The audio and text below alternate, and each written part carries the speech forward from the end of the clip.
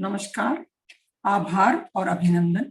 मैं डॉक्टर बलबीर कौर आज आपके सामने एकार्ट टोल की book the power of now का 7th chapter portals into the unmanifested, अव्यक्त में प्रवेश के द्वार, अव्यक्त में कैसे हम प्रवेश कर सकते हैं, उस अध्याय की मैं चर्चा कर रही हूं। तो अब तक जो हमने किया था कि अव्यक्त में, अदृश्य में, जो हमें जगत दिखाई नहीं देता, उसमें प्रवेश करने के लिए, उसमें जाने के लिए हमारे पास कौन कौन से रास्ते हैं। तो सबसे पहला एकार्ट टोल बताते हैं कि ध्यान है।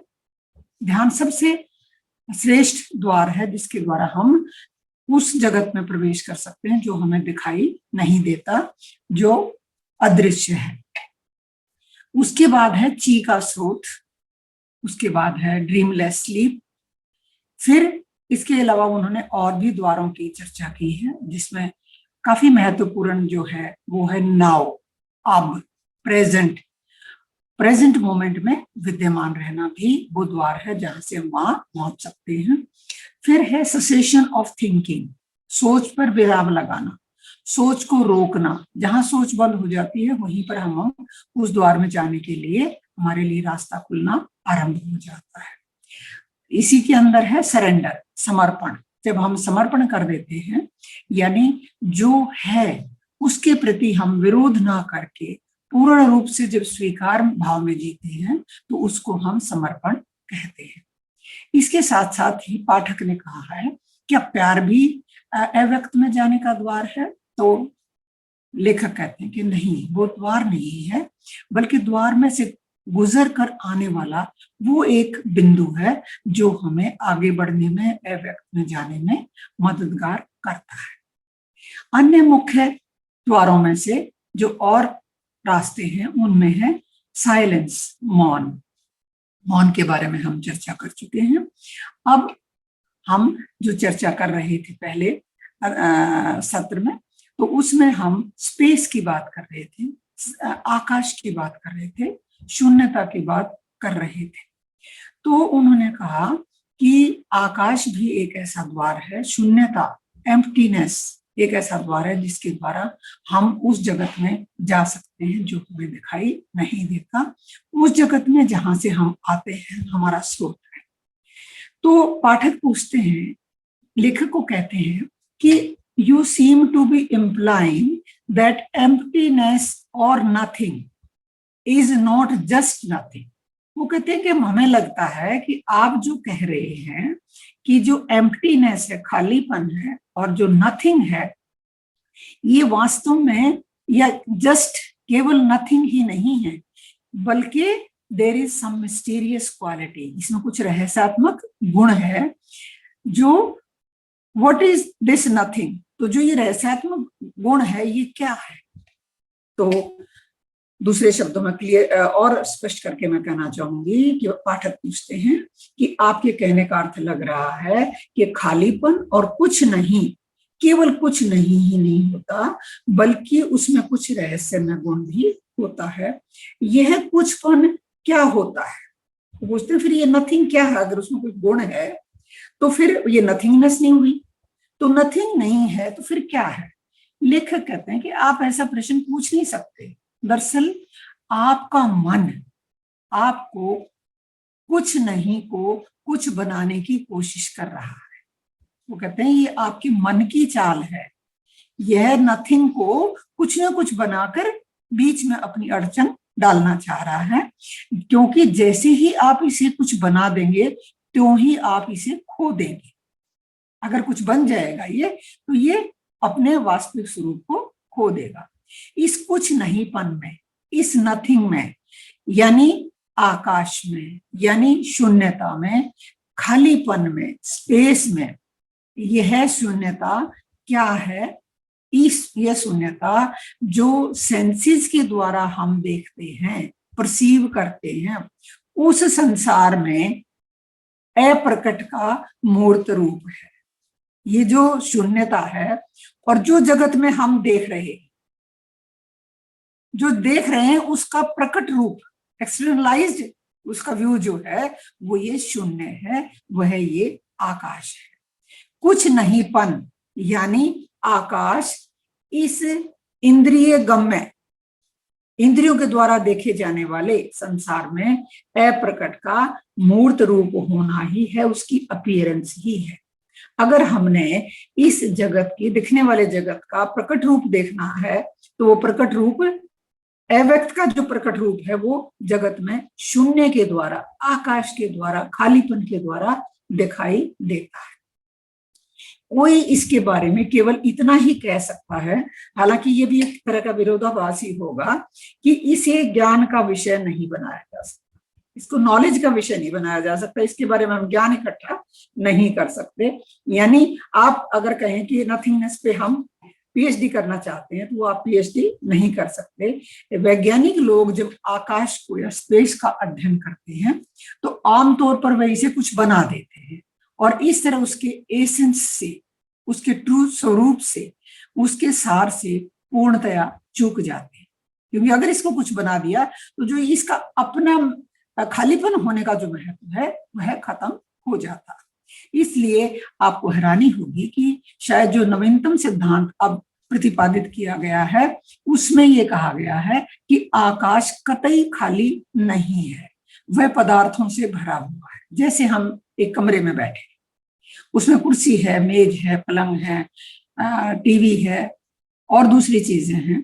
अगर वो चीजें हैं तो वो खालीपन महसूस हो रहा है, अगर वो चीजें नहीं हो तो वो खालीपन महसूस नहीं होता। उसको महसूस करने के लिए वो कहते हैं कि वो किसी न किसी सब्सटेंस से भरा हुआ है।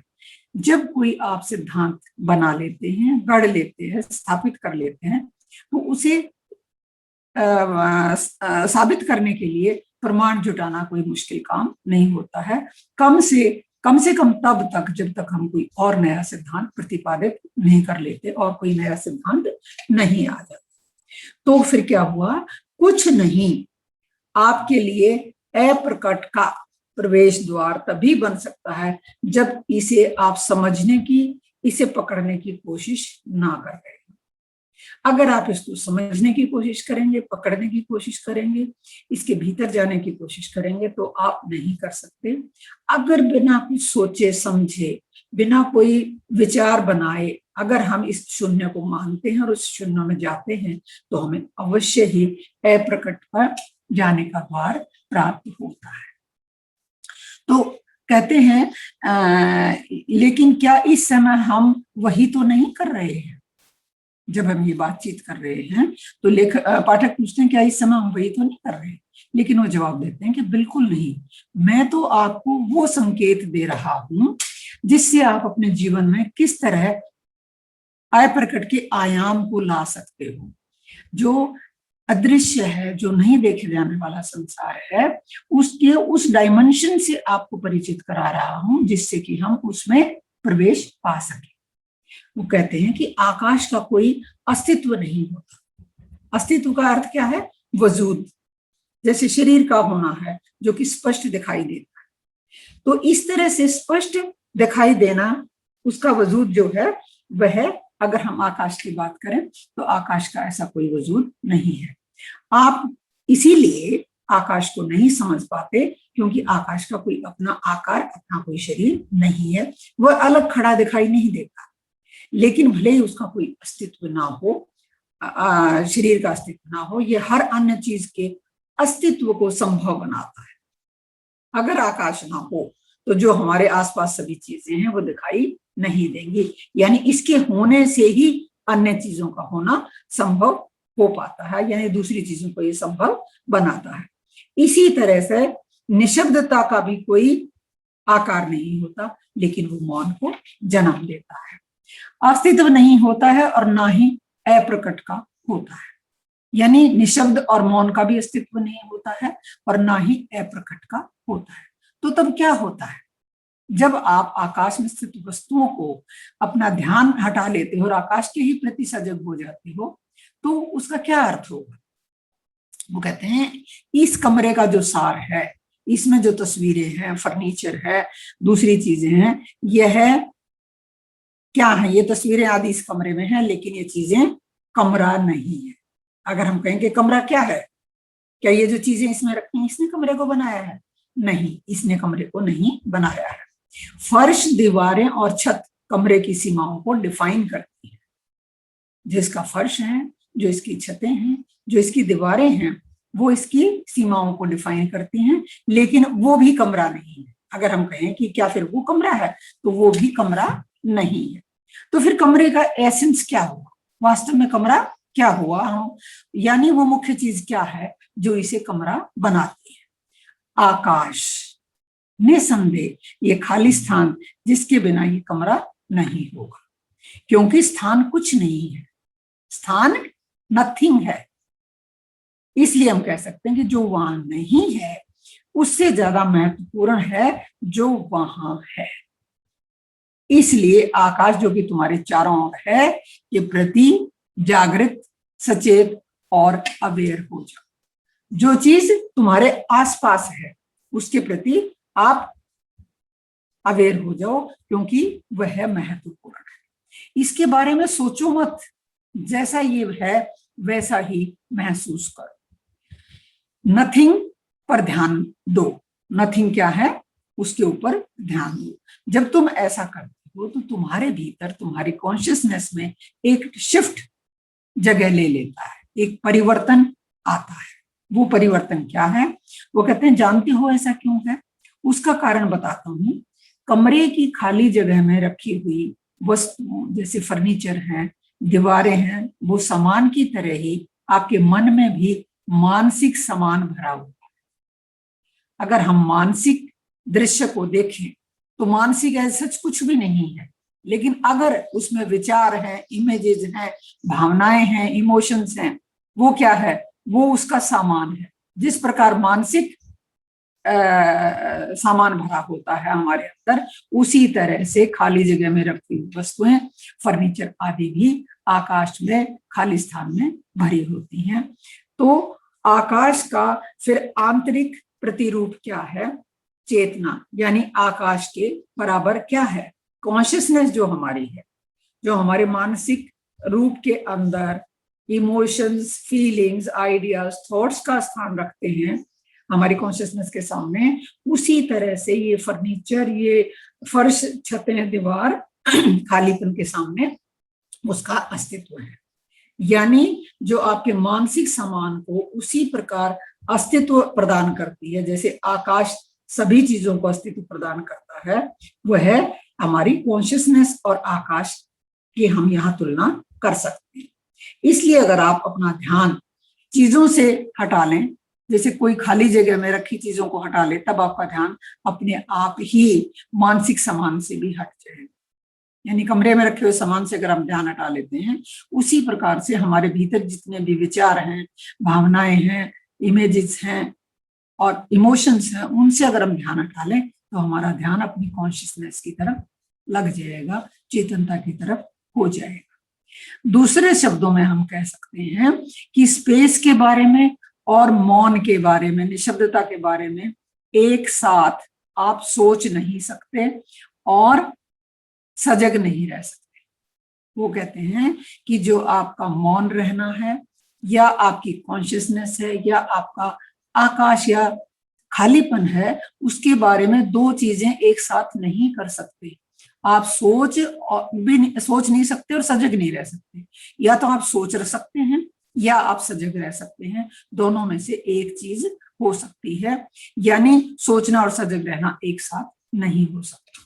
अगर आप इस प्रकार समझें इसको कि आपके चारों ओर के स्थान के प्रति सजग होने के साथ ही आप aware of space of no mind के बारे में जानना चाहते हैं, तो विशुद्ध चेतना के बारे में यानी अप्रकट के बारे में भी आप सजग हो जाते हैं। अगर आप अपने चारों ओर के स्थान के प्रति सजग हो जाते हैं, तो उसी प्रकार जो आपकी मानसिक स्थिति है जिसमें कि विचार और कोई भी चीज नहीं है, उसके प्रति भी आप सजग हो जाते हैं।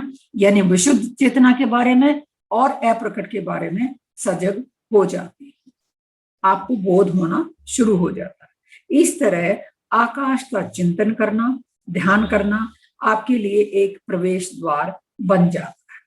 खाली स्थान और मौन सेम चीज के दो पहलू।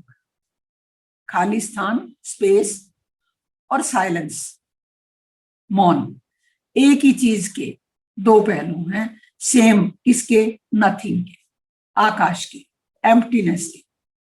इसके दो पहलू हैं, क्या है, स्पेस और साइलेंस। इनर स्पेस और इनर साइलेंस जो कि नीरवता है, शांतता है, निश्चलता है, यानी अस्तित्व के असीम सृजनशील गर्भ है, ये वो वोम्ब है, वो गर्भ का स्थान है जहां पर ये इनर स्पेस में और इनर साइलेंस में अस्तित्व के असीम क्रिएशन पैदा होती है। अधिकांश लोग इस डायमेंशन से अनजान है या बिल्कुल अनजान रहते हैं। यानी साइलेंस और स्पेस नथिंग के एक भाग हैं और यहीं पर ही यूनिवर्स की जो मोस्ट क्रिएटिव चीजें पैदा होती हैं, जिस गर्भ से वहीं पर ये विद्यमान है। और इस आयाम से, इस डायमेंशन से मोस्टली लोग अनजान हैं। उनके अंदर न कोई आंतरिक आकाश की जानकारी है और ना ही कोई आंतरिक नीरवता की, स्टिलनेस की जानकारी है। वे असंतुलित रहते हैं, वो इस बात पर ध्यान नहीं दे पाते कि आंतरिक आकाश और आंतरिक नीरवता क्या है। जब ये आंतरिक नीरवता और आंतरिक आकाश के बारे में, अपनी कॉन्शियसनेस के बारे में जागरूक होंगे, अवेयर होंगे, तभी वो ऐसा कर सकते हैं। अदरवाइज ये लोग इस आयाम से बिल्कुल ही अनजान है। दूसरे शब्दों में हम कह सकते हैं कि वे जगत को जानते तो हैं, ऐसा उनका विश्वास है, उनको खुद को लगता है कि वो इस जगत को जानते हैं, लेकिन वे ईश्वर को नहीं जानते। यानी सार के प्रति अचेत हैं और अचेत भी हैं और अनभिज्ञ भी हैं, और वे अपने शारीरिक और मनोवैज्ञानिक स्वरूप के साथ भी पूरी तरह पहचान बना लिया करते हैं।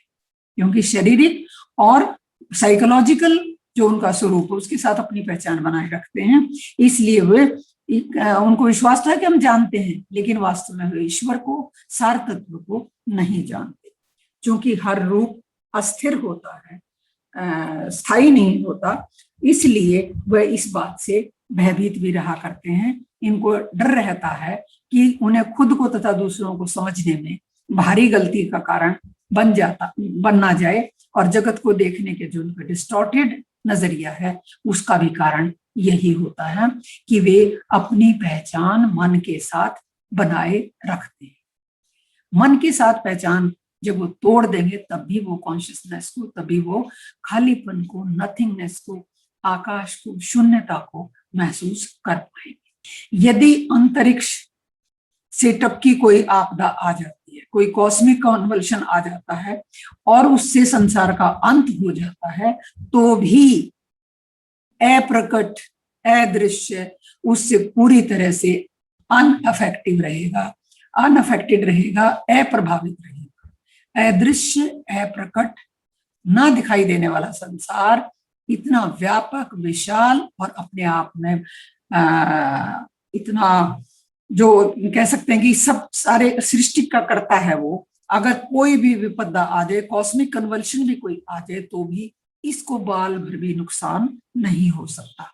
ये एक कोर्स इन मिरेकल्स में इस बात का कटु सत्य के बारे में कहा है कि इसकी वास्तविकता को कभी भी थ्रेटन नहीं किया जा सकता, क्योंकि अवास्तविकता, अननेचुरल चीज कभी भी टिक नहीं सकती, और इस पर स्थित है ईश्वर की शांति, पीस ऑफ गॉड।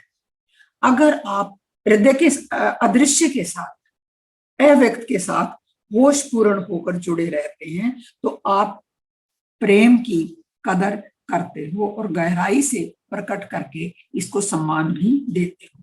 इसकी हर जीवित फॉर्म की उसी तरह इज्जत करते हो जिस तरह की आप एक फॉर्म की इज्जत करते हो।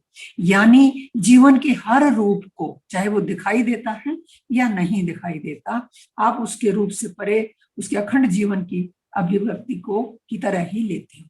चाहे अदृश्य है, दिखाई देने वाला है, चाहे ना दिखाई देने वाला है, आप उसको सबको एक जैसा सम्मान देते हो जब आपका दृष्टिकोण इस प्रकार हो जाता है। आप यह भी जान लेते हो कि हर रूप का अंत होता है, अंत होना उसकी नियति है, और आखिरकार बाहरी कोई भी चीज कोई मायने नहीं रखती है। इस संसार की जो कि दिखाई देने वाला है, इसकी कोई भी चीज मायने नहीं रखती, क्योंकि ये सदा रहने वाली नहीं है। जीसस ने भी कहा है कि तुमने जगत को पार कर लिया है, उस जगत को पार कर लिया है। अगर तुम शून्यता को जान गए हो, शून्यता का रास्ता तुम्हें मिल गया है और तुम अप्रकट में प्रवेश के लिए तैयार हो, तो तुमने जगत को पार कर लिया है। महात्मा बुद्ध ने भी कहा है कि आप भाव सागर पार करके दूसरे किनारे पर पहुंच गए। तो ये एक बहुत ही मजबूत, बहुत ही स्थायी, बहुत ही व्यापक प्रवेश द्वार है, जिसके द्वारा हम अप्रकट में प्रवेश कर सकते हैं। नेक्स्ट पॉइंट एकार्ट टोल बताते हैं, the true nature of space and time. आकाश और समय का वास्तविक स्वभाव क्या है।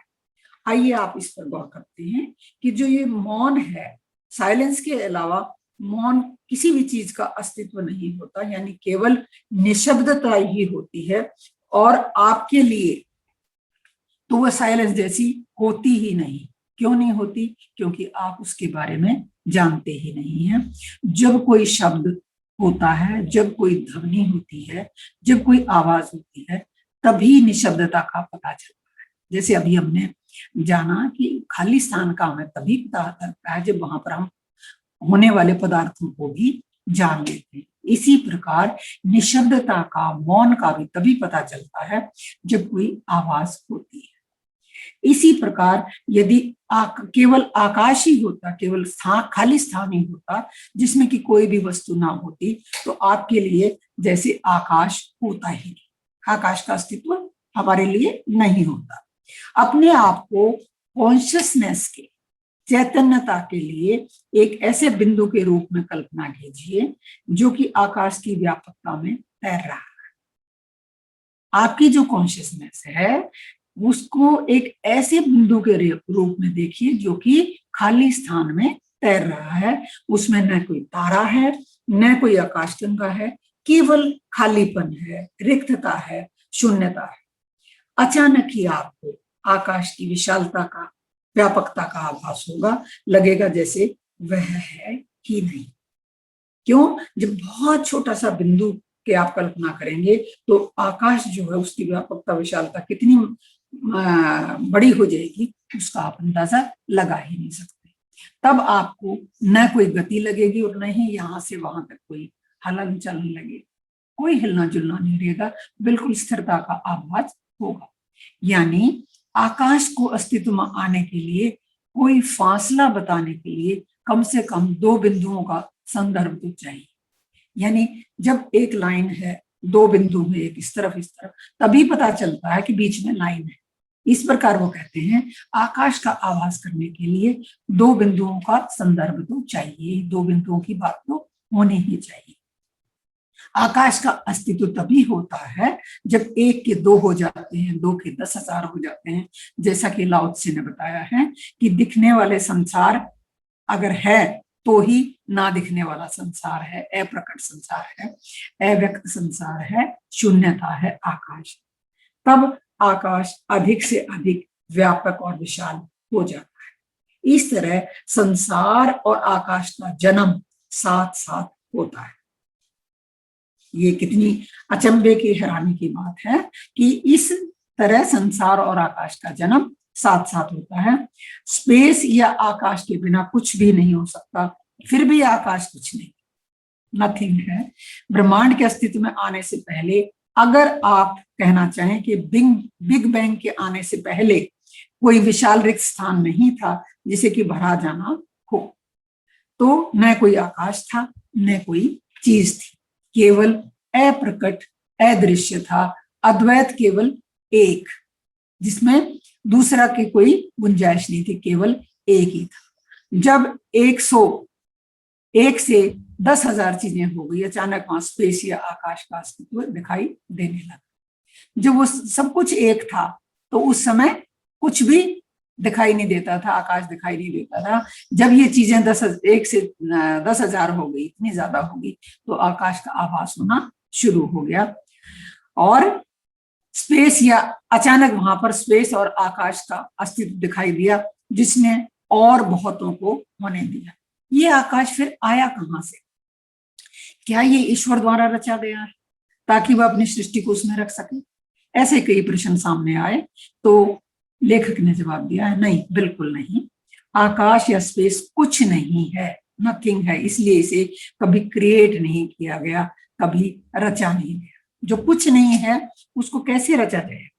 निर्मल साफ आकाश वाली एक रात को आप बाहर निकले, नंगी आंखों से दिखाई देने वाले हजारों हजार तारे तो उस आकाश में मौजूद होंगे। तारों की केवल जितने मौजूद हैं वो तो एक बहुत छोटी सी मात्रा है। अत्यंत सूक्ष्म दूरबीनों से भी जब आप देखते हैं तो मिलियन आकाश गंगाएं तो अभी तक खोजी जा चुकी हैं। यानी वो बताते हैं कि एन आइलैंड यूनिवर्स, अंतरिक्ष के द्वीप में जैसी हर आकाश गंगा में हजारों लाखों तारे होते हैं, ऐसी ही कई आकाश गंगाएं हैं, मिलियन के करीब, 10,000 मिलियन से भी ज्यादा आकाश गंगाएं, उसमें उतने ही तारे हैं और उतना ही हजारों लाखों तारों की संख्या होती है। इससे भी अधिक हैरान कर देने वाली बात यह है कि उस आकाश की असीमता, लिमिट, उसकी अनंतता, उसका विस्तार, उसकी गहराई, उसकी नीरवता, स्टिलनेस, शांतता, पीस, जो कि इस विशालता को, इसकी भव्यता को, ल्यूमिनस स्प्लेंडर को, शोभा को, गौरव को और भी बढ़ाती है और भी होने देती है। और इस बात से भी अधिक विस्मयकारी, हैरानी वाली बात यह है कि यह प्रेरणा और आलीशान बात कोई और नहीं हो सकती कि आकाश की विशालता और निरवता समझ से बाहर है, अगम्य है, वहां पर पहुंचा नहीं जा सकता। लेकिन फिर भी यह है क्या रिक्तता केवल विशाल खाली स्थान है? बार बार हमें यही प्रश्न पौंधता है कि अगर ये सब चीजें हैं और ये इस तरह से रची गई हैं या इस तरह से हुई हैं तो फिर ये क्या है? लेखक बताते हैं, इस ब्रह्मांड में हमारे दिमाग और हमारी सेंसेस के द्वारा देखा व महसूस किए जाने वाला ये आकाश जैसा हमें दिखता है वह प्रकट और अव्यक्त ही तो है, जिसका मूर्त रूप ये संसार है। आखिरकार यही बात है कि जो अव्यक्त और अमूर्त है, न दिखाई देने वाला संसार है, वह हमारा दिखाई देने वाला संसार ही उसका एक्सटर्नलाइज्ड रूप है, ऐसा रूप है जो हमें दिखाई देता है। वो कहते हैं यह आकाश ही, यह दिखाई देने वाला रिक्त स्थान ही, यह शून्यता ही ईश्वर का शरीर है, ईश्वर की बॉडी है। और सबसे बड़ा चमत्कार ये है कि ये जो विशालता, ये जो इसकी असीमता, इसकी भव्यता जो है, ये ब्रह्मांड के होने को सक्षम तो बनाती ही है। ये केवल आकाश में नहीं है, ये तुम्हारे भीतर भी है। जो तुम्हारे भीतर शरीर के अंदर विद्यमान है वो भी वही आकाश है, वही शून्यता है, वही खालीपन है। जब तुम बिल्कुल पूरी तरह हाजिर या उपस्थित होते हो, मौजूद होते हो, दिमाग की पकड़ से बाहर होते हो, तब अचानक ही आपकी इस मन रहित अवस्था में आपकी मुलाकात इस शांत आंतरिक आकाश के साथ हो जाती है और आप हो नहीं जाती, आप ये आकाश ही हो जाते हो। आपके भीतर यही वास्टनेस इन डेप्थ और गहरे गहरे होती जाती है विस्तार रूप में, क्योंकि आकाशीय विस्तार अंततः अथाह गहराई की ही एक गलत फहमी है।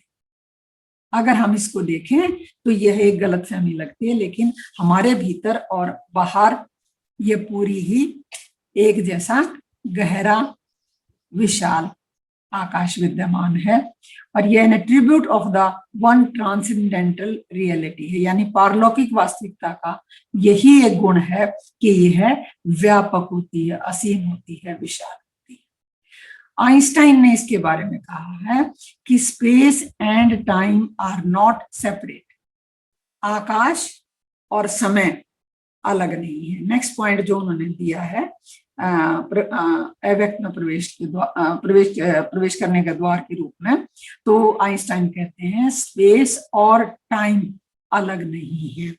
I don't really understand it, but I think he's saying that there is fourth dimension of space. लेखक कहते हैं कि मुझे नहीं समझ आ रही कि वो क्या कह रहे हैं, लेकिन लगता है कि चौथा डायमेंशन, चौथे आयाम की वो बात कर रहे हैं, और इस आयाम को उन्होंने नाम दिया है स्पेस टाइम कॉन्टिन्यूम। आकाश और समय का एक अबाध क्रम बता रहे हैं कि ऐसा क्रम है जिसमें कोई बाधा नहीं है। टाइम और स्पेस अलग अलग नहीं है, ये एक है। तो जब ये प्रश्न पूछा गया लेखक से, तो लेखक ने बताया हाँ, बाहरी तौर पर जिन्हें आप आकाश और समय के रूप में देखते हो वह कोरा धोखा है। जो आकाश हमें दिखता है, जो समय हमें दिखता है, वास्तव में वह भ्रम है। इनमें बुनियादी तौर पर सत्य का एक मूल तत्व रहता है। सत्य का, ट्रुथ का एक मूल तत्व, एसेंस रहता है। वो कहते हैं परमात्मा के दो गुण हैं, अनंतता और शाश्वतता। बहुत अनंत है, विशाल है, और शाश्वतता इटर्नल है, सदा रहने वाला है, ये कभी खत्म नहीं होता। और इन्हें देखा भी इसी तरह से जाना चाहिए जैसे ये आपके कहीं बाहर है, यानी कि उनका अस्तित्व कहीं आपसे बाहर है, ऐसे नहीं देखा जाना चाहिए। आपके भीतर आकाश और समय का एक समतुल्य रहता है, बैलेंस रहता है, जो कि दोनों को ही आपको एक समान सच्चे रूप को प्रकट किया करता है। तो आपके भीतर जो आकाश है और जो समय है, उसमें एक बैलेंस रहता है, और जो आपके सच्चे स्वरूप को प्रकट करता है। जबकि आकाश तो, जो दूसरा बाहर का आकाश है, वो तो मन रहित अवस्था की स्थिर और अथाह गहराई लिए होता है। यानी वो आकाश जो बाहर भी है और जो हमारे भीतर है, लेकिन मन रहित है, जहां पर मन विद्यमान नहीं है, वह स्थिर और गहराई उसी तरह से लिए हुए है जैसे कि बाहर अदृश्य जो आकाश है वह दिखाई देता है। अदृश्य आकाश जो कि हमें दिखाई भी देता और हमारी नजरों से दूर भी है, बाहर भी है, वहां समय का समतुल्य है, समय जैसी उपस्थिति। जो दिखाई देता है वहां समय पर है, और जो दिखाई नहीं देता वहां पर समय नहीं है। तो ये हम कह सकते हैं कि इन दोनों में, स्पेस और टाइम में, कोई भेद नहीं है। अब और जब ये हमारे भीतर और बाहर की बात करते हैं तो उस समय इनमें भेद नहीं है, लेकिन टाइम और स्पेस अलग चीज भी नहीं है। अपने भीतर जब आकाश और समय को, अपने भीतर जब हम आकाश और समय को अप्रकट के रूप में, न दिखाई देने वाले अदृश्यता के रूप में, यानी मन रहितता और विद्यमानता के रूप में प्रत्यक्ष देख और समझ लिया जाता है, हम समझ जाते हैं, तब बाहरी आकाश और समय आपके लिए वजूद तो रखते हैं, लेकिन उनका महत्व कम हो जाता है। जब आप इनकी सच्चाई जान जाते हैं, आप अपने भीतर मन रहित होकर इसकी, आकाश की विद्यमानता और अपने मौजूद होने को महसूस कर लेते हो, तो ये आप, वजूद तो रहता है इनका, आप देखते हो इनको, लेकिन फिर इनका महत्व कम हो जाता है। जो आज हम अपने जीवन में ध्यान के द्वारा आगे बढ़ रहे हैं, अब हमें जब पता चल गया कि अब मन ही सारी चीजों की जड़ है, मन ही हमें अपने आप से दूर रखता है, तो जब इस चीज का पता चल जाता है तो वह, उनका वजूद तो रहता है, मन का और समय का, लेकिन ये हमारे लिए ज्यादा महत्वपूर्ण नहीं रह जाता। तो ये संसार भी आपके लिए तब वजूद तो रखता है, लेकिन आपको फिर बांध नहीं पाता, आप इसके साथ बंध नहीं पाते। आपको अपने वजूद का पता लग जाता कि मैं कौन हूं, कहाँ से आया हूं और क्या मेरा लक्ष्य है। इसलिए इस संसार का असल प्रयोजन संसार में अटके रहना नहीं है। लेखक कहते हैं इसमें अटके रहना नहीं है, बल्कि इससे पार पाना है, इसके पार जाना है। यदि आकाश में कोई चीज ना होती तो आप आकाश से अनजान रहते। इसीलिए अगर हमारा मन नहीं होता तो हम जो हैं उसके बारे में अनजान रहते। उसी प्रकार अप्रकट को, अदृश्य को, छिपे हुए को जानने के लिए, उसके होने का बोध करने के लिए संसार की आवश्यकता तो पड़ती है। जो दो बिंदु होंगे तभी हम उस चीज को जान सकते हैं। बुद्ध का कहना है कि अगर कोई भ्रम नहीं होते तो एनलाइटनमेंट भी नहीं होती। अगर कोई भ्रम ना होते तो कोई बोध भी नहीं होता, आत्मज्ञान भी नहीं होता। यानी इस संसार के और आखिरकार तुम्हारे माध्यम से अप्रकट अपने आप को जानता है। संसार और हमारे माध्यम से अप्रकट अपने आप को जानता है। हमारा यहाँ होना ब्रह्मांड को अपने दिव्य उद्देश्य को प्रकट करने में सक्षम बनाता है। जो हमारा यहाँ पर वो वजूद है, हमारा होना है, मानवता का, पहाड़ों का, पत्थरों का, पशु पक्षियों का, जो भी जीवन है उसका जो होना है, ये ब्रह्मांड को अपने दिव्य उद्देश्य को प्रकट करने में सक्षम बनाता है। यानी आपके माध्यम से ही अप्रकट, अदृश्य, अव्यक्त, न दिखाई देने वाला स्वयं को जानता है। Being in all beings. इस बात से पता चलता है कि आप कितने महत्वपूर्ण हैं। तो इस तरह से लेखक बताते हैं कि आप अपने आप को महत्वपूर्ण समझें और अपने लक्ष्य को प्राप्त करने के लिए इन किसी द्वारों में से भी एक का प्रयोग कर सकते हैं। नेक्स्ट उन्होंने बताया है अनकॉन्शियस डेथ, चैतन्य मृत्यु। जो मृत्यु होती है तो आपको कॉन्शियस रहना है, अवेयर रहना है, सजग रहना है। वो भी एक द्वार है जबकि आप अपने आप को जान सकते हैं।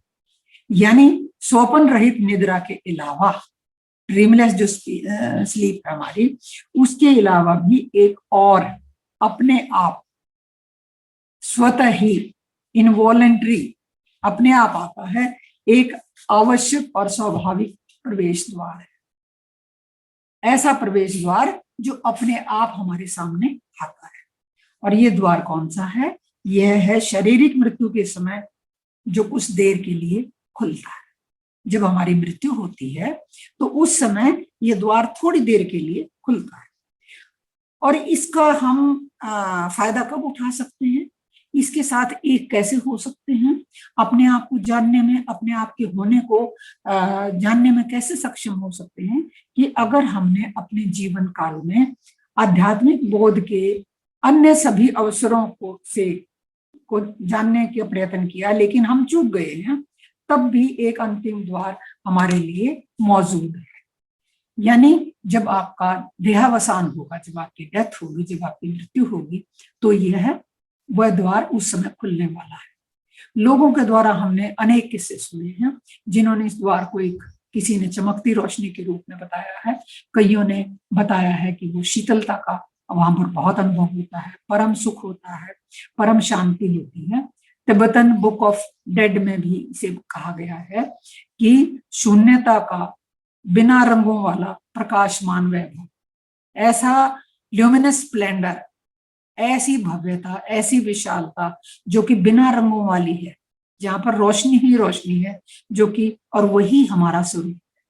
उस स्वरूप को हम पहचान सकते हैं अगर हम सजग रहें, अवेयर रहें और कॉन्शियस रहते हैं, तो उसको जाना जा सकता है। यह द्वार बहुत थोड़ी देर के लिए खुलता है। यदि आप अपने जीवन काल में इस अदृश्य आयाम के रूबरू नहीं हुए, इस आयाम के जो कि दिखाई नहीं देता, रूबरू नहीं है, तो आप संभव हो इससे चूक जाए। इसका मतलब क्या है लेखक का? कि जब ध्यान आदि के द्वारा आप अंदर प्रवेश करते हो और जिन जिन आयामों से आप अवगत होते हो, अगर उनकी आपको जानकारी नहीं है तो आप उस आयाम को भी चूक जाएंगे। क्योंकि अधिकांश लोग बड़ी मात्रा में फालतू विरोध में रहते हैं, अत्यधिक डर में रहते हैं, इंद्रिय भोगों के साथ उनका बहुत अधिक लगाव होता है और इस दिखने वाले जगत के साथ भी जुड़ाव होता है, धन के साथ, संपत्ति के साथ, परिवार के साथ। तो वो जब उनकी मृत्यु होती है तो इस जुड़ाव के कारण वह सजग नहीं हो पाते, वह लोभ के कारण या लालच के कारण बहुत भयभीत हो जाते हैं और ऐसे जीवन को ढोए ढहे जब चलते हैं, तो जब ये मौका आता है, ये अवसर आता है, तो वो चूक जाते हैं। वे इस द्वार को देखते तो हैं लेकिन भय के कारण अपने होश, अपनी कॉन्शियसनेस को खो बैठते हैं। तो इसके बाद जो कुछ होता है वो अपने आप होता है और बिना इच्छा के होता है और आदमी को पता नहीं चलता कि वो कौन सी एक ऐसे स्वर्णिम अवसर, गोल्डन चांस उसने खो दिया है, जो कि जिसके साथ अगर वो एक होता तो वो अपने आप को जान सकता था। और फिर वही दोबारा से जन्म और मरण का दूसरा राउंड होता है, लेकिन उनकी मौजूदगी इतनी काफी और मजबूत नहीं होती कि वह होशपूर्ण अमरता को प्राप्त कर सके। तो जब उनको ये अनुभव नहीं होता, ध्यानादि के द्वारा वो इतने आगे नहीं बढ़ पाते, तो इस अवसर को वो चूक जाते। तो लेखक कहते हैं कि इसका मतलब, प्रश्न पूछते हैं पाठक इसके कि इसका मतलब, so going through this portal does not mean annihilation, कि अगर ये पोर्टल भी हमारे हाथ से चला जाता है तो क्या इसका मतलब है कि सब कुछ खत्म हो गया, एनिहिलेट हो गया, विनाश हो गया सब चीजों का? तो क्या इसका मतलब ये नहीं कि सब कुछ अंत हो गया है, जैसे कि अन्य प्रवेश द्वारों के साथ होता है। आपका जगमगाता सच्चा स्वरूप तो रहता ही रहता है, लेकिन भौतिक शरीर नहीं रहता। और किसी भी सूरत में, किसी भी हाल में, तुम्हारे व्यक्तित्व में जो भी सच है, जो कि महत्वपूर्ण है, उसका अहमियत का है, वह आपको सच्चा जगमगाता स्वरूप ही होता है। उस स्वरूप के अलावा कुछ भी नहीं होता, लेकिन वह खत्म नहीं होता, उसका कभी विनाश नहीं होता। वो तो रहता है, लेकिन आप उसको देखने में और उसको जानने में और उसके साथ एक होने में असमर्थ रह जाते हैं। तो जो भी महत्व का है, जो भी असल है, वास्तव है, उसका कभी लोप नहीं होता, वो खत्म नहीं होता है, आपका अवसर खत्म हो जाता है। तो लेखक कहते हैं कि मृत्यु का आगमन और स्वयं मृत्यु, यानी इस भौतिक देह का अंत होना, यह हमेशा ही आध्यात्मिक ज्ञान प्राप्ति का एक महान अवसर रहा है। कहते हैं अगर आप जीते जी मृत्यु का मृत्यु का प्रयोग कर लेते हैं, जीते जी मर जाते हैं, यानी जो जो चीजें आपको रोकती हैं, जो आपका मन आपको एक जाल में फंसाए रखता है, और उन चीजों के प्रति अगर आप होशपूर्ण हो जाते हो, जिसको जीते जी मरना कहते हैं, अगर वो आप का प्रयोग हो जाता है, उसमें से कहीं से आप गुजर जाते हो, तो आप इसका फायदा उठा सकते हैं। लेकिन दुर्भाग्य से इस अवसर को प्राय लोग खो देते हैं, क्योंकि हम एक ऐसी संस्कृति में रहते हैं जहां मृत्यु संबंधी ज्ञान एक प्रकार से जीरो है। जब भी मृत्यु की बात होती है, हम उसको अवॉइड करते हैं और कभी भी उसके बारे में बात करना पसंद नहीं करते। और इसीलिए हम लोगों को मृत्यु के ज्ञान के बारे में मृत्यु के बारे में जो ज्ञान है वो जीरो है, शून्य है, जिसका कि वास्तव में बहुत महत्व है। और ये तब पता चला जब हम एकार्ट टोले की इस बुक के थ्रू जाना कि मृत्यु को जानना कितना जरूरी है। तो वो कहते हैं प्रत्येक प्रवेश द्वार मृत्यु का द्वार, जितने भी ये अव्यक्त में, अदृश्य में, अनमैनिफेस्टेड में जाने के द्वार हैं, यानी उस तत्व को जानने के द्वार हैं, ये सारे द्वार मृत्यु के द्वार हैं, यानी कृत्रिम स्वरूप की मृत्यु। हमें यहाँ जीते जी ही उस मृत्यु का एक खेल खेलना होता है, उसका एक नाटक के रूप में अगर हम उसको जान लें तो हमें थोड़ा सा उसका ज्ञान हो जाता है। यानी झूठे स्वरूप की मृत्यु या अवास्तविक की मृत्यु जब हम देख लेते हैं, महसूस कर लेते हैं, तो हमें जब असल मृत्यु आती है तो हम उस अवसर से चूकते नहीं हैं और अपने आप को जानने में सक्षम होते हैं। तो लेखक कहते हैं कि जब आप इसमें से गुजरते हैं, तब आप अपनी मनोवैज्ञानिक यानी साइकोलॉजिकल और मन के द्वारा जो रचित छवि है, आपकी मन है, विचार हैं, इमोशंस हैं, भावनाएं हैं, आइडियाज हैं, जिनमें हम फंसे रहते हैं, अगर हम उनसे अपनी पहचान बंद कर देते हैं, तभी हम इसमें से गुजर सकते हैं। तब आपको ये ज्ञान होता है कि मृत्यु तो एक भ्रम है, भ्रांति है, वैसी ही भ्रांति है जैसे कि आपके नाम और रूप की। आज हमारा नाम इस जीवन में कुछ और है, हमारे हजारों लाखों जन्म हुए, उनके अलग अलग नाम और रूप है।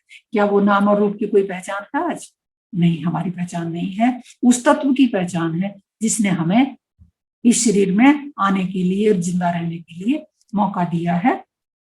तो जब हम नाम और रूप के साथ अपनी पहचान, तादात्म्य को की भ्रांति से दूर हो जाते हैं, भ्रांति का अंत हो जाना ही मृत्यु है।